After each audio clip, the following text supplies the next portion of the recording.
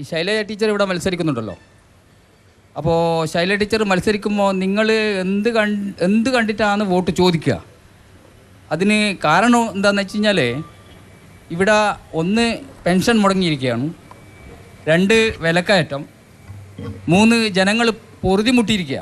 പിന്നെ നിങ്ങൾ എന്തുദ്ദേശത്തിലാണ് വോട്ട് ചോദിക്കുന്നത്? ദേശീയ പ്രാധാന്യമുള്ള തെരഞ്ഞെടുപ്പാണ്. ഈ തെരഞ്ഞെടുപ്പിൽ ഇടതുപക്ഷം ഈ രാജ്യത്തിൻ്റെ ഭാവിയെ മുൻനിർത്തി, ഈ രാജ്യത്തിൻ്റെ നിലനിൽപ്പിനെ മുൻനിർത്തിയിട്ടാണ് വോട്ട് ചോദിക്കുന്നത്.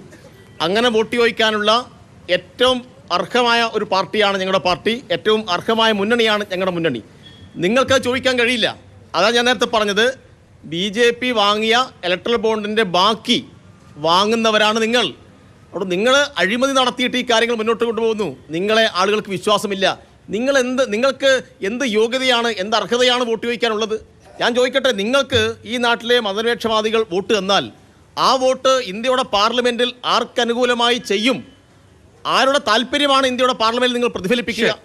ഇന്ത്യയുടെ പാർലമെൻറ്റിൽ NIA ആക്ടിനകത്ത് ഭേദഗതി കൊണ്ടുവരാൻ വേണ്ടി ഇന്ത്യയുടെ പ്രധാനമന്ത്രി, ഇന്ത്യയുടെ ആഭ്യന്തരമന്ത്രി അതുമായി ബന്ധപ്പെട്ട തീരുമാനമെടുത്തപ്പോൾ അതിനെതിരായി ധീരമായി വോട്ട് ചെയ്ത ആളാണ് ഇടതുപക്ഷത്തിൻ്റെ ഒരേ ഒരു MP കേരളത്തിൽ നിന്ന് പോയാൽ. അദ്ദേഹത്തിൻ്റെ പേര് ആരിഫ് എന്നാണ്.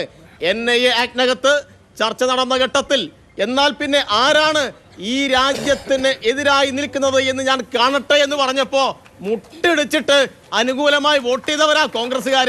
ഞാൻ ഓർമ്മിപ്പിക്കണോ? മറ്റൊരു കാര്യം, രാഹുൽ ഗാന്ധിയെ അയോഗ്യനാക്കി, ധൃതി പിടിച്ചിട്ട് അയോഗ്യനാക്കി, കോടതി വിധിയെ തുറന്ന് സമരം നടത്തിയപ്പോൾ അറസ്റ്റ് വരിക്കുന്ന ഘട്ടത്തിൽ അവിടെ നിന്ന് മുങ്ങിയ ആൾ ഇപ്പോൾ കേരളത്തിൽ മത്സരിക്കുന്നുണ്ട്.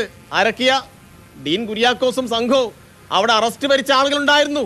അറസ്റ്റ് വരിച്ചത് ഇടതുപക്ഷത്തിൻ്റെ MP മാരുണ്ടായിരുന്നു. A റഹീം ഉണ്ടായിരുന്നു, B ശിവദാസൻ ഉണ്ടായിരുന്നു. അപ്പോൾ എന്ത് കണ്ടിട്ടാണ് വോട്ട് ചോദിക്കുന്നതൊക്കെ ചോദിച്ചാൽ ഇതൊക്കെ കണ്ടിട്ട് ജനങ്ങൾ വോട്ട് ചെയ്യും. രാജ്യത്തിന്റെ നിലനിൽപ്പാണ് ഏറ്റവും പ്രധാനപ്പെട്ട